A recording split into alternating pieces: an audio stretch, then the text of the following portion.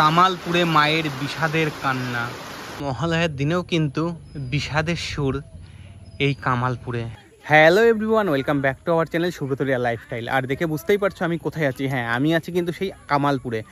আজকে মহালয়া, হ্যাঁ আজকে মহালয়া। এই কারণেই তোমাদের বলি, কারণ এখানে মহালয়ার দিন কিন্তু এই মায়ের মানে পুজোর যে ওপেনিং সেটা হবার কথা ছিল। আর আজকে মাকে বিভিন্ন খণ্ডে কিন্তু এখানে ফেলে রাখা হয়েছে। কেন, তোমরা এতদিনে বিভিন্ন ভিডিও দেখে হয়তো জেনেই গেছো। মানে এতটা খারাপ লাগছে কি বলবো। এই মহালয়ার দিনে, আজকে ওপেনিংয়ের দিনে আমরা এসে যেটা দেখছি, এখনও কোনো রকমের কোনো কাজ কিন্তু প্রশাসন করতে দেয়নি। আর মাকে সেই বিভিন্ন রকম খণ্ডে, মানে 100 খণ্ডেরও বেশি এখানে কিন্তু মাকে এইভাবেই রেখে দেওয়া হয়েছে। দেখে বুঝতেই পারবে পেছনে কিন্তু এখন প্রায় 6:30 বাজে, সকাল 6:30 বাজে।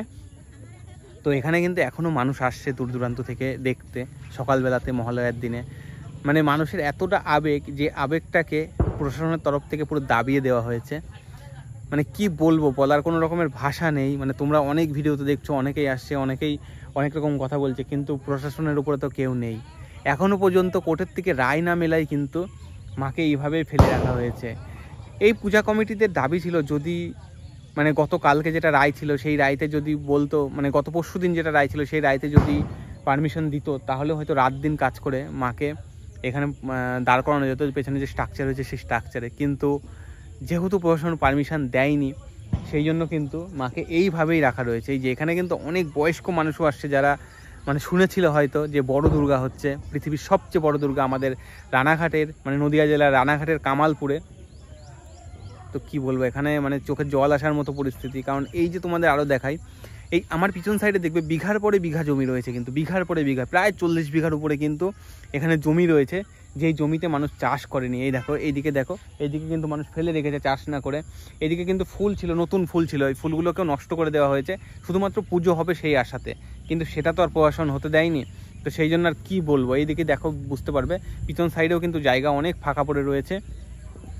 এই খণ্ড বিখণ্ড মায়ের বিভিন্ন পার্টকে তোমাদের দেখাই, মানে বিভিন্ন অংশকে তোমাদের দেখাই, আর কিছু বলার নেই। আর এর বিচার একমাত্র ভগবান জানে, ভগবান কেন এখানে প্রতিষ্ঠিত হলো না, বা ভগবানকে জোর করে কেন প্রতিষ্ঠিত করা হলো না এখানে, সেটা আর কি কিছু বলার নেই। তোমরা কমেন্ট করে জানিও আর কি বলবো। যাই হোক, আজকের যে পরিস্থিতি, লেটেস্ট আপডেট, আমি সেটাই তোমাদের সাথে তুলে ধরার চেষ্টা করলাম। গতকালকে অনেক ভিডিওতে দেখেছো যে কাজ শুরু হচ্ছে, এই শুরু হলো, ওই শুরু হলো, কিন্তু সেগুলো কতটা কি হয়েছে সেটা দেখার জন্য আমি চলে এসেছি এবং তোমাদের সেটাই দেখাচ্ছি। তো দেখো, মায়ের এই যে মণ্ডপের সামনে, এই যে মায়ের যেখানে পুজো হচ্ছিল সেই জায়গাটাতে কিন্তু এই রাস্তা সামনে দিয়ে, আর এই রাস্তায় কিন্তু এখনও পুলিশ গাড়ি দাঁড়িয়ে রয়েছে। দেখো, এখানে কিন্তু সারা রাত দিন মানে 24 ঘন্টা পুলিশের টহলদারি চলছে। এই যে পুলিশ গাড়ি দেখে বুঝতেই পারবে, এইদিকে কিন্তু পুলিশ গাড়ি রয়েছে। আর এই দেখো, এখানে মানে প্রশাসন বারবার করে বলছে এখানে জায়গা নেই। দেখুন জায়গাটা, দেখুন জায়গাটা দেখুন, প্রায় 40 বিঘের উপরে জায়গা। আর এখানে কিন্তু কোনো ইলেকট্রিকের যে প্রবলেমটা বলছে, যে ইলেকট্রিকের তারের কোনো বিপত্তি ঘটতে পারে।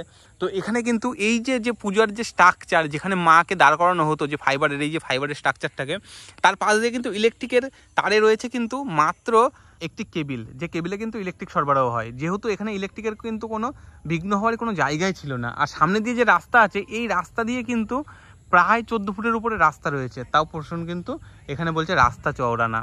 তো যাই হোক, তোমাদের দেখাই, দেখো, দেখে বুঝতে পারবে এবং তোমরাই এর বিচার করতে পারবে। আমরা তো বারবার করে বলছি, প্রশাসন তো কোনো কথাই শুনছে না ক্লাবের, তো তোমরা দেখেছো অনেক ভিডিওতে। তো যাই হোক, মাকে কিন্তু এইভাবে, এই দেখো, এইভাবে কিন্তু মাকে রাখা রয়েছে। এখানে কিন্তু যে গণেশের মূর্তিটা, মুখমণ্ডলটা তৈরি করা হয়েছিল, তার উপর দিয়ে কিন্তু এতদিন ঢাকা ছিল। মানে এখন কিন্তু সেটা, মানে ঢাকাটা সরিয়ে গেছে। এই যে মুখমণ্ডলটা কিন্তু প্রায় নষ্ট হয়ে গেছে। এখনও যদি কাজ শুরু হয় তাও কিন্তু নতুন করেই করতে হবে মুখমণ্ডলীটা। আর এদিকে কিন্তু যে অসুরের যে বডি প্রায় হয়েই গেছিলো, তার উপর দিয়ে কিন্তু একটা তাবু দেওয়া ছিল, সেটাও কিন্তু খুলে ফেলা হয়েছে। এখানে কিন্তু মা সরস্বতীর ফাইবারের মূর্তিটিকে কিন্তু উল্টো করে রাখা রয়েছে।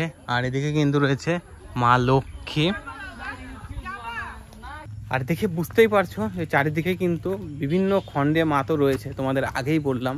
আর এদিকে যে অসুরের মুখমণ্ডলীটা, হ্যাঁ এই যে অসুরের মুখমণ্ডলীটা দেখো, দেখে বুঝতেই পারবে এই অসুরের মুখমণ্ডলীটা কিন্তু যেরকম আমরা দেখে গেছিলাম লাস্ট ভিডিওতে, আগের ভিডিওতে দেখিয়েছিলাম, সেরকমভাবেই কিন্তু রয়েছে।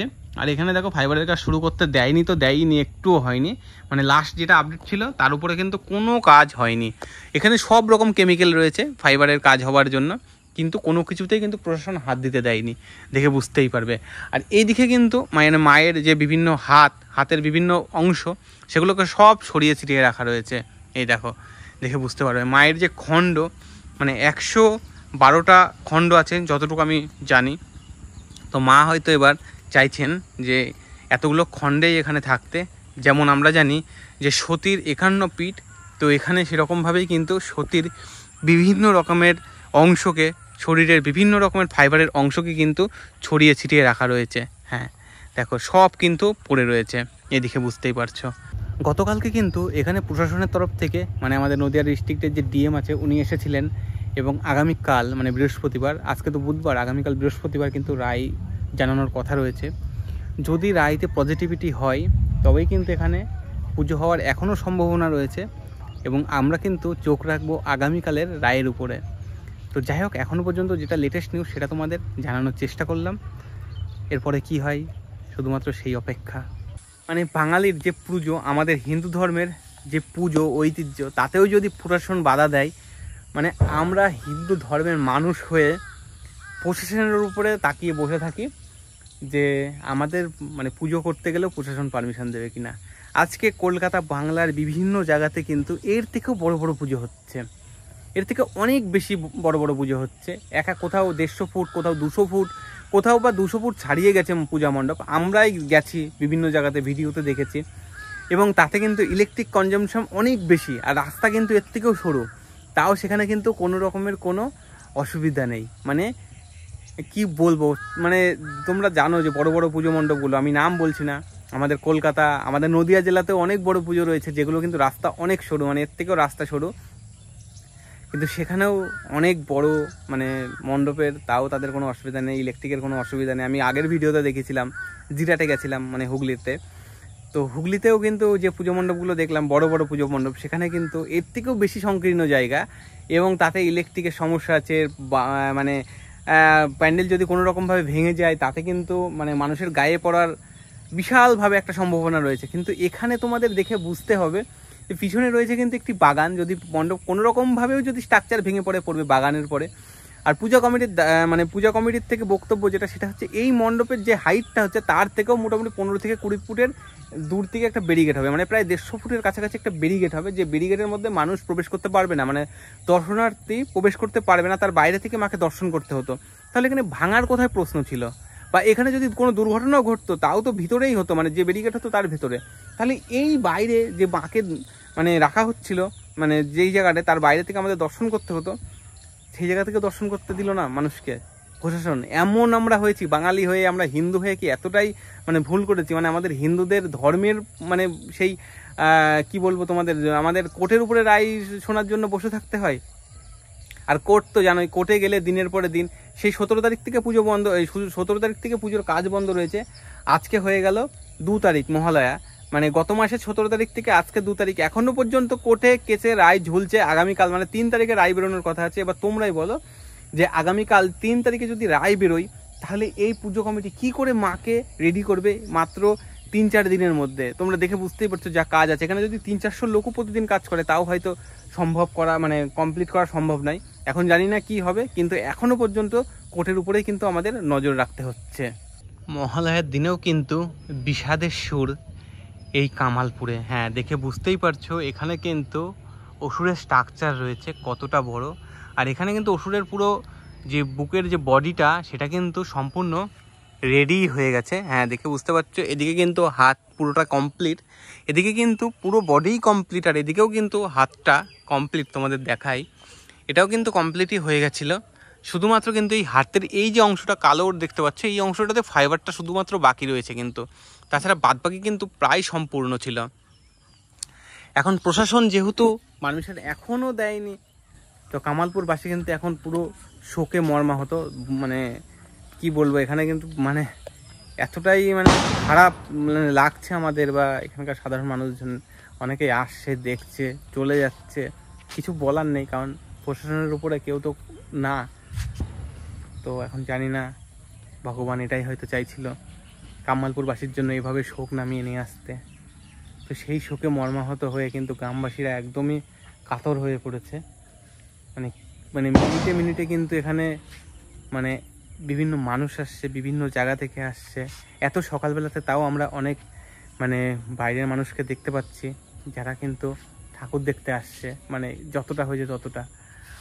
আর ঠাকুর বলতে এই যে এখানে কিন্তু ছোট একটি দুর্গা মূর্তি রেডি করা হচ্ছিল, যেটা আমরা আগে হয়তো জেনেছিলাম যে এটাতে হয়তো পুজো যদি বড় দুর্গা নাও হয় তাও হতে পারে। কিন্তু এখন যেটা মানে কামালপুরবাসীর এতটাই মানে আবেগে আঘাত লেগেছে যে কামালপুরবাসী কিন্তু এই ছোট দুর্গা পুজোটাও আর করতে চাইছে না। যদি এই বড় দুর্গা পুজো না করতে দেয় তাহলে কিন্তু এই পুজোটাও হবে না, এখনো পর্যন্ত যতটুকু আমরা জানি। তো আমরা আর কি করতে পারি, শুধুমাত্র প্রশাসনের দিকে তাকিয়ে বসে থাকা ছাড়া আমাদের কোনো উপায় নেই। মানে এতটাই আমাদের ধর্মটা বা আমাদের পুজোটা এতটাই কি তুচ্ছ প্রশাসনের কাছে? মানুষের বিবেক বুদ্ধি সব কিছু কি লোপ পেয়ে যাচ্ছে আস্তে আস্তে? এটা তোমাদের কাছেই প্রশ্ন থাকলো। তো যাই হোক, আমি আর এই ভিডিওটা বেশি বড় করছি না। মহালয়ার দিনে সকালবেলাতে এসে মনটা তো অনেক খারাপ হয়ে গেল। তোমরা কি চাও বা তোমাদের কি ইচ্ছা, মানে প্রশাসন যদি রায় দেয় এখনও কি পুজো কি হতে পারে? মানে সব কিছুই কিন্তু এখন সময়ের অপেক্ষা ছাড়া আর কিছু না। আর তোমাদের কেমন লাগলো সেটা আমরা জিজ্ঞাসা করবো না, শুধুমাত্র তোমরা তোমাদের রায়টা জানিও যে পুজোটা হওয়া উচিত ছিল কি না, এইটুকুই বলার। আর বেশি কিছু তোমাদের কাছে বলবো না। তো চলো, আবার দেখা হবে দুর্গাপুজোর নতুন কোনো ভিডিও নিয়ে। তবে এই বিষাদের সুর নিয়ে কিন্তু মনটা এবছর সত্যিই খারাপ থাকছে।